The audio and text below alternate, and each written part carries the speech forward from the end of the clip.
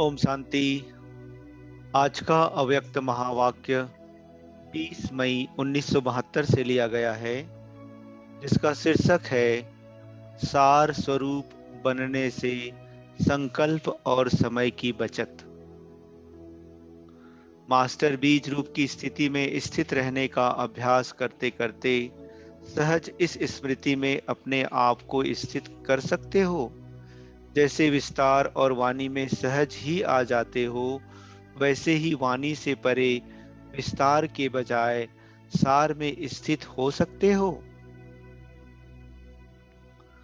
हथ के जादूगर विस्तार को समाने की शक्ति दिखाते हैं, तो आप बेहद के जादूगर विस्तार को नहीं समा सकते हो। कोई भी आत्मा सामने आवे, साप्ताहिक कोर्स 1 सेकंड में किसको दे सकते हो?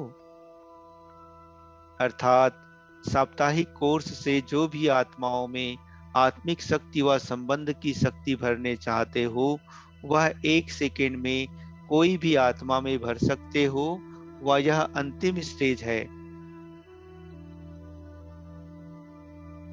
जैसे कोई भी व्यक्ति दर्पण के सामने खड़े होने से ही 1 सेकंड में स्वयं का साक्षात्कार कर लेते हैं, वैसे आपके आत्मिक स्थिति शक्ति रूपी दर्पण के आगे कोई भी आत्मा आवे तो क्या 1 सेकंड में स्वस्वरूप का दर्शन व साक्षात्कार नहीं कर सकते हैं? वह स्टेज बाप समान लाइट हाउस और माइट हाउस बनने के समीप अनुभव करते हो, वह अभी यह स्टेज बहुत दूर है। जबकि संभव समझते हो, तो फिर अब तक ना होने का कारण क्या है? जो संभव है लेकिन प्रैक्टिकल में अब नहीं है, तो जरूर कोई कारण होगा।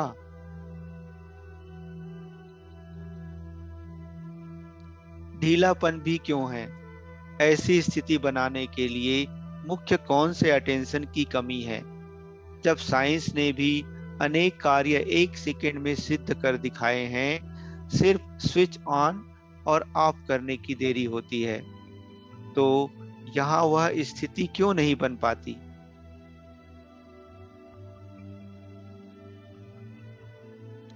मुख्य कौन सा कारण है? दर्पण तो हो, दर्पण के सामने साक्षात्कार होने में कितना टाइम लगता है?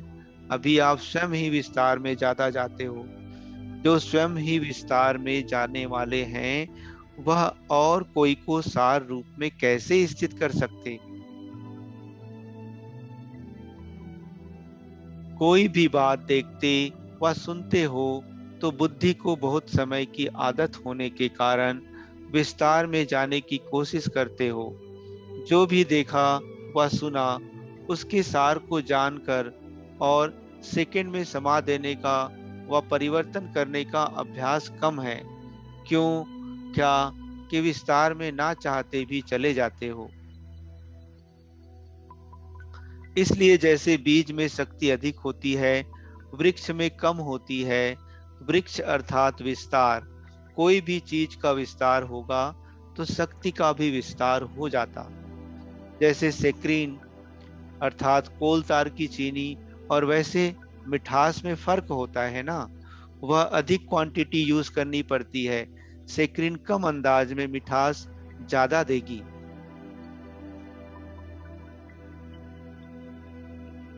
इस रीति से कोई भी बात के विस्तार में जाने से समय और संकल्प की शक्ति दोनों ही व्यर्थ चली जाती है। व्यर्थ जाने के कारण वह शक्ति नहीं रहती।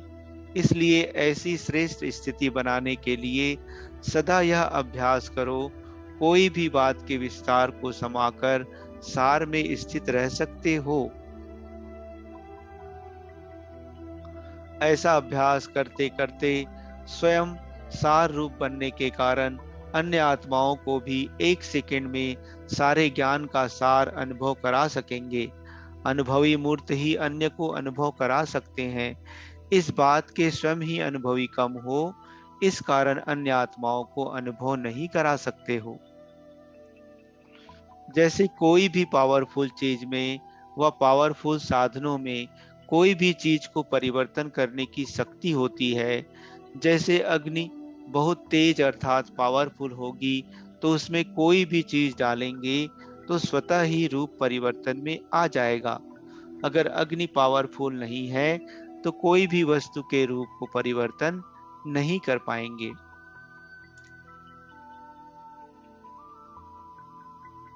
ऐसे ही सदैव अपने पावरफुल स्टेज पर स्थित रहो, तो कोई भी बातें जो व्यक्त भाव व व्यक्त दुनिया की वस्तुएं हैं व व्यक्त भाव में रहने वाले व्यक्ति हैं, आपके सामने आएंगे, तो आपके पावरफुल स्टेज के कारण उन्हों की स्थिति व रूपरेखा परिवर्तन हो जाएगी। व्यक्त भाव वाले का व्यक्त भाव बदलकर आत्मिक स्थिति बन जाएगी।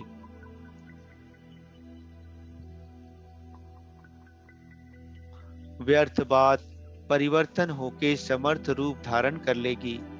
विकल्प शब्द शुद्ध संकल्प का रूप धारण कर लेगा। लेकिन ऐसा परिवर्तन तब होगा जब ऐसी पावरफुल स्टेज पर स्थित हो। कोई भी लौकिकता अलौकिकता में परिवर्तित हो जाएगी।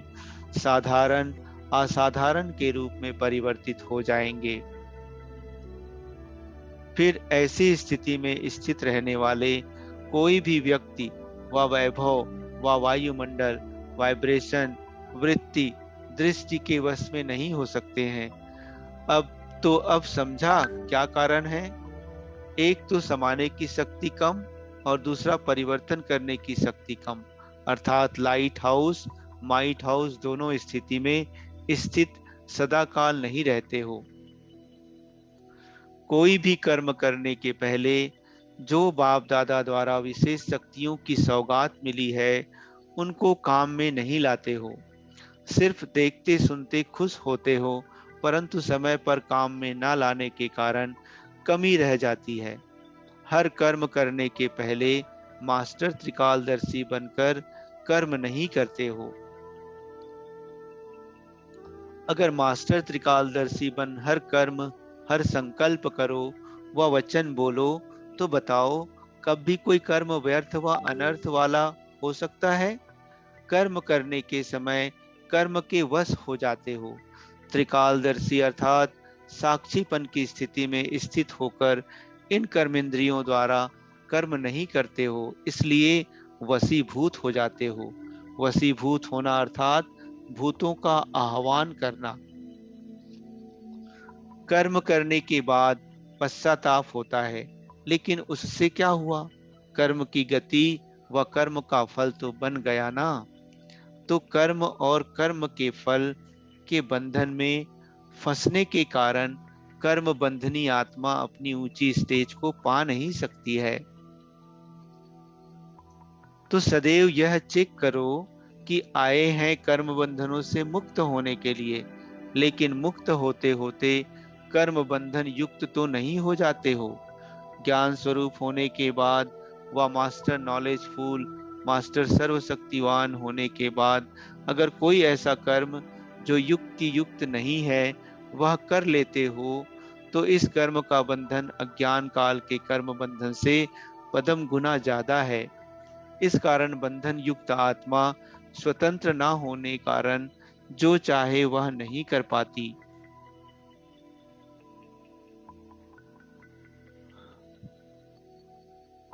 महसूस करते हैं कि यह ना होना चाहिए, यह होना चाहिए, यह मिट जाए, खुशी का अनुभव हो जाए, हल्कापन आ जाए, संतुष्टता का अनुभव हो जाए, सर्विस सक्सेसफुल हो जावे, वह देवी परिवार के समीप और स्नेही बन जाए।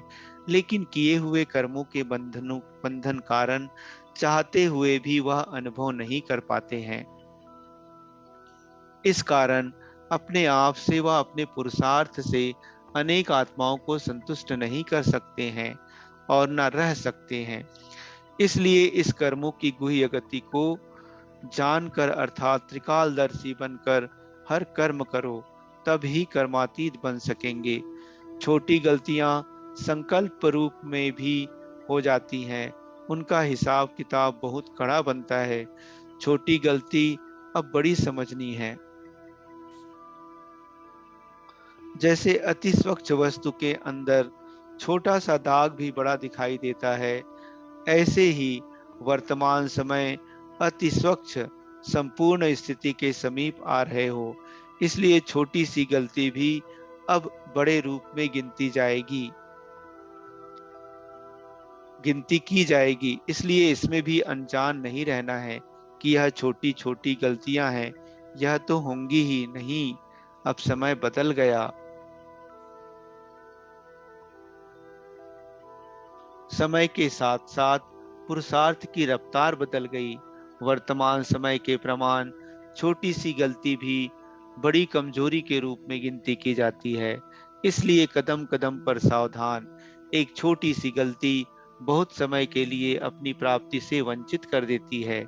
इसलिए नॉलेजफुल अर्थात लाइट हाउस बनो।